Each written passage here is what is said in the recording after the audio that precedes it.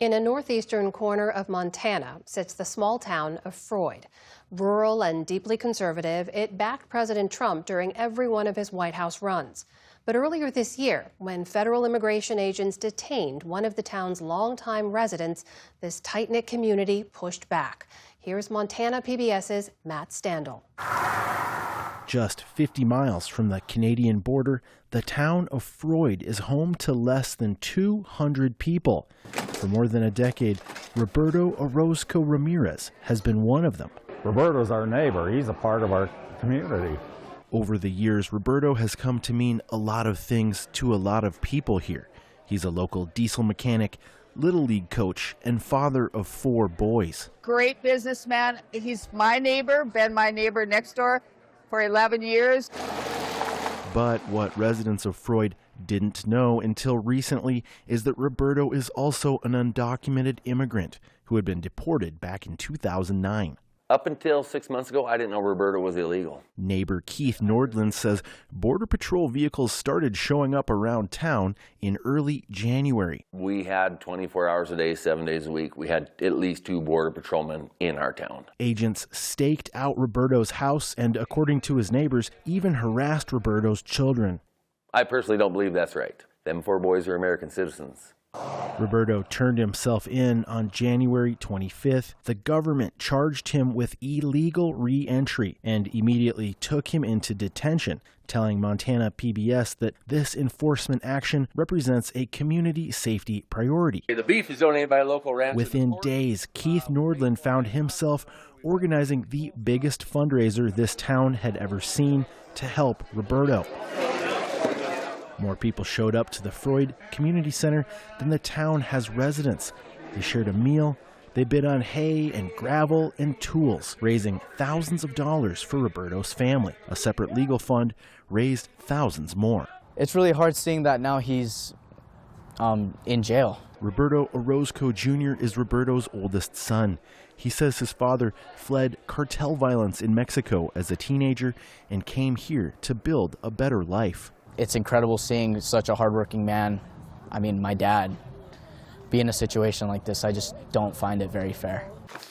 When Montana attorney Laura Christopherson heard about Roberto, she says she began studying immigration law and hired an expert thanks to those private donations.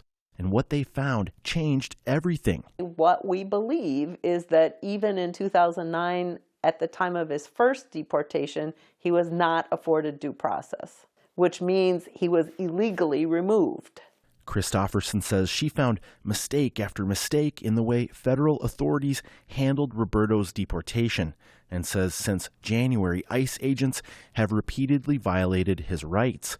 I think people should understand that this is a person who's been in the U.S. more than 25 years. Raised a family with 4 U.S. citizen children who are contributing members of our community. They pay taxes. They obey the rules. They follow the law. They don't take from our society. In this deep red part of the state, there are mixed feelings about Roberto's legal status. But Keith Nordland says this ordeal has caused him to question some long-held political beliefs. Oh, I'm not okay that Roberto was here illegally. I don't believe that's right. However, our system is so broken that a guy like Roberto that's came here, has worked his butt off, has built a business, he's thriving in a niche, and he is a valuable asset to our community. How is there not a way for him to be legal? Orozco Ramirez versus Vicer et al. Last month, Roberto's legal team made their case in a Montana courtroom, arguing the Trump administration denied Roberto his constitutional right to due process. Roberto's neighbors drove 6 hours across the state to attend the hearing. There's probably 25 from the Froid community. I think it's kind of crazy to me how much this has affected the community. He is so important to us as a community. Because this isn't just about the letter of the law, this is about humans. Good neighbors, you know, the kind that you want. Roberto's 4 children sat in the front row while lawyers argued for and against his release. The federal judge ultimately sided with Roberto and against the Trump administration. So after more than 100 days behind bars, Roberto was released from jail. And as he walked out of the Cascade County Detention Center, his oldest son was there to surprise him.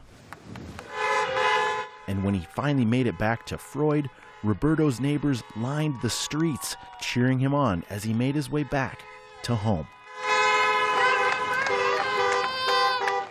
Roberto says this tight-knit community is what got him through ICE detention and helped him to keep one important thing in mind the whole time.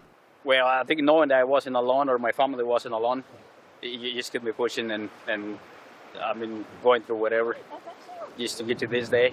The residents of Froid never expected the nationwide crackdown on immigration to make its way to their tiny town, but when it did, they were determined to stand up for one of their own. For the PBS News Hour, I'm Matt Standal in Froid, Montana. Support journalism you trust. Support PBS News. Donate now, or even better, start a monthly contribution today.